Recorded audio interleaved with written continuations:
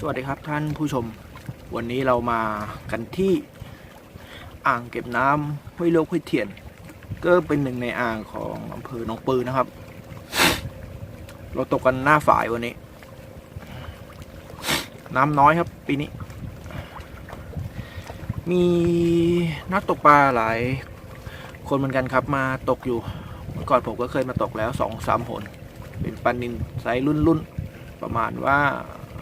ใส่เกลือไม่ก็ทอดกำลังดี เดี๋ยวเรามาดูผลงานกันครับว่า วันนี้จะเป็นยังไง แต่วันนี้เจ็บตาครับเมื่อกี้ไม้ทิ่มตาแสบโอ้ยมองอะไรไม่ถนัดเลย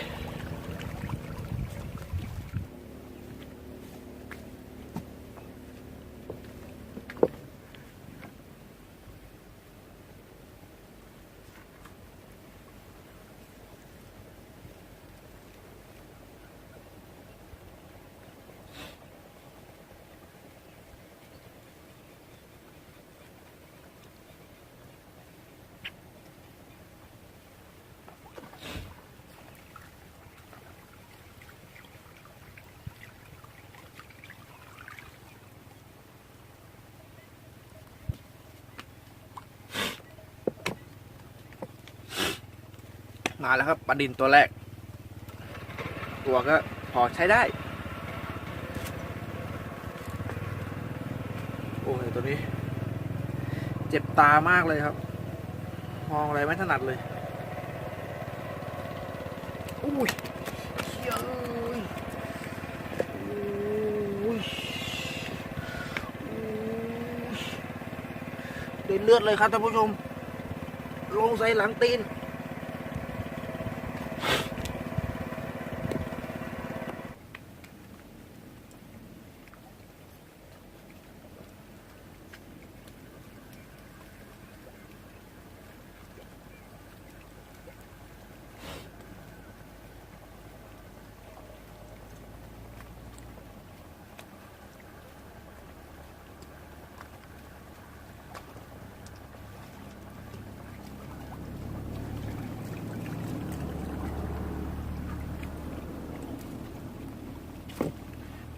มาอีกแล้วครับปลานิลตัวที่2ตัวดีกว่าตัวแรกหน่อยหนึ่ง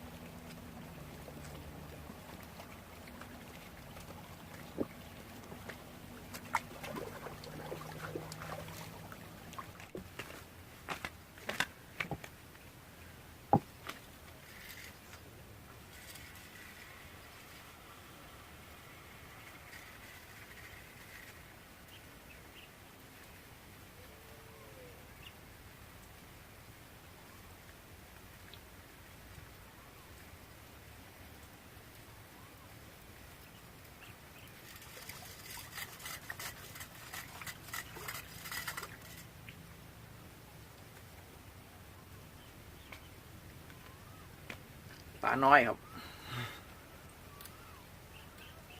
ตกที่นี่ต้องทำใจครับปลาตะเพียนเล็กๆเยอะกินลำหมดไวต้องอาศัยเปลี่ยนเหยื่อบ่อยๆ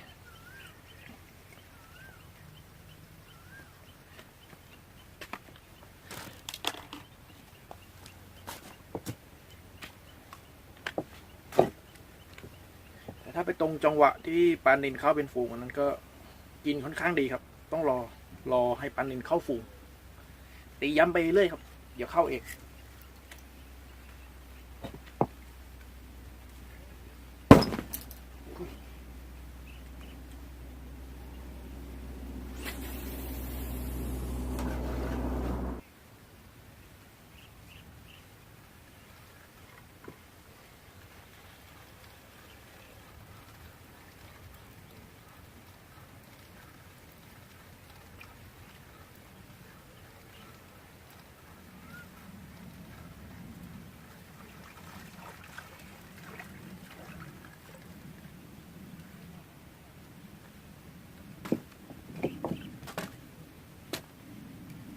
ไม้แล้วครับปลาน้อยรุ่นนี้ไม่เอาครับปล่อยหมด เราตั้งใจเอาแค่ปลานิลพอ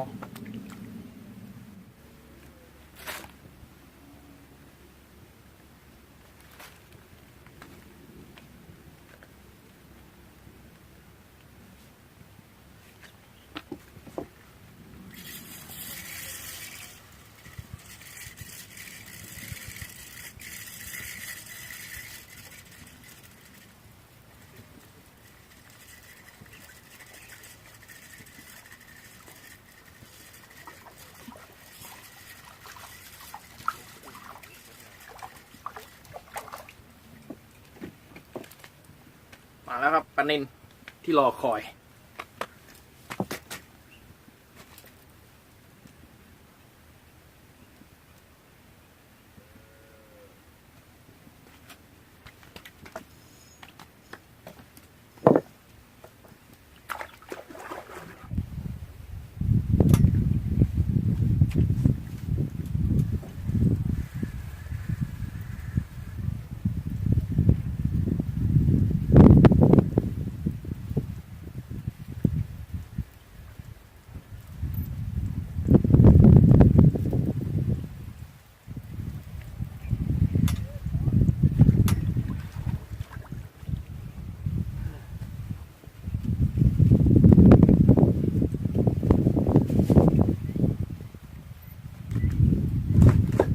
ปลาน้อยอีกแล้วครับปล่อย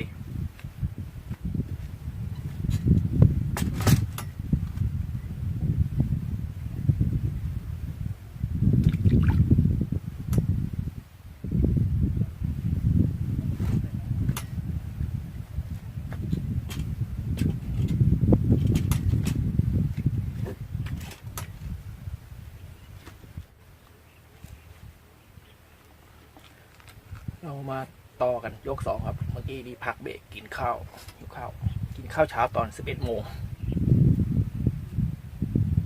ช่วงกี้ก็ได้เพิ่มมาอีกหลายตัวเหมือนกัน3-4 ตัวแต่ไม่ได้ถ่ายครับเดี๋ยวเรามาถ่ายกันอีกช่วงหนึ่งปลาก็กินเรื่อยๆครับถ้าตรงปลาฝูงก็เข้าทีหนึ่งหลายตัวกินติดๆกันแต่ถ้าตรงจังหวะปลาไม่ใช่ปลาฝูงเข้าก็เป็นปลาตะเพียนเข้ามานะเปลี่ยนเหยื่อหน่อยหนึ่งเดี๋ยวก็ได้เองครับเหยื่อที่ใช้ อะไรมันก็กินครับ ลำเปล่ามันก็กินขนาดตะก้อเราเปล่ามีแต่เม็ดโฟมมันยังจะกินเลยครับเมื่อกี้นี่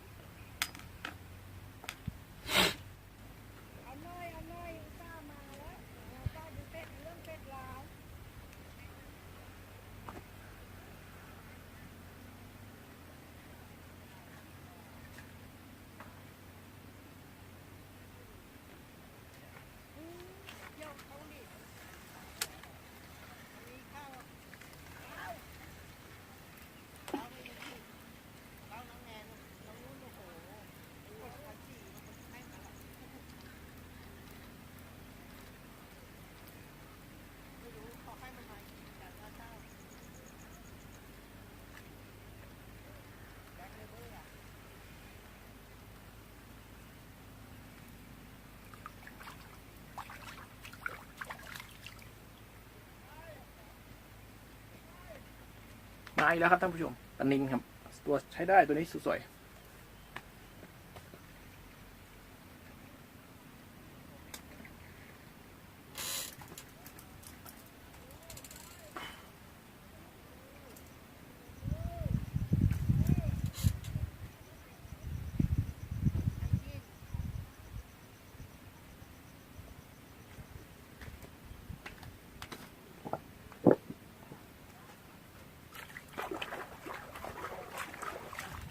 มาอีกแล้วครับนี่บันทึกถ่ายไม่ทันครับกินแบบไม่ทันตั้งตัวตัวนี้ไซส์สวยครับนานๆเจอที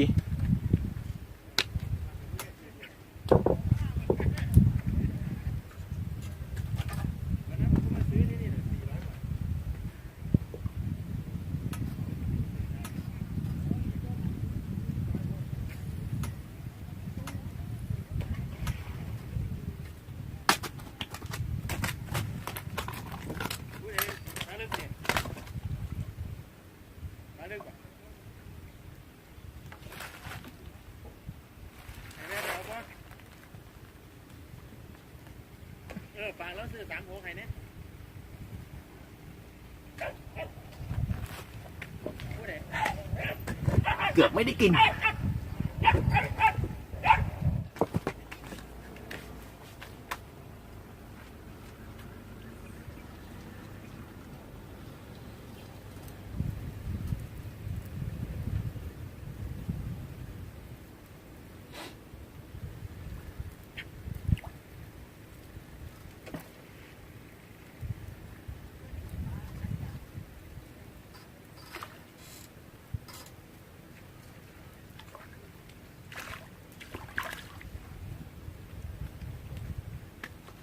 มาอีกแล้วครับปลานิลมาเรื่อยๆ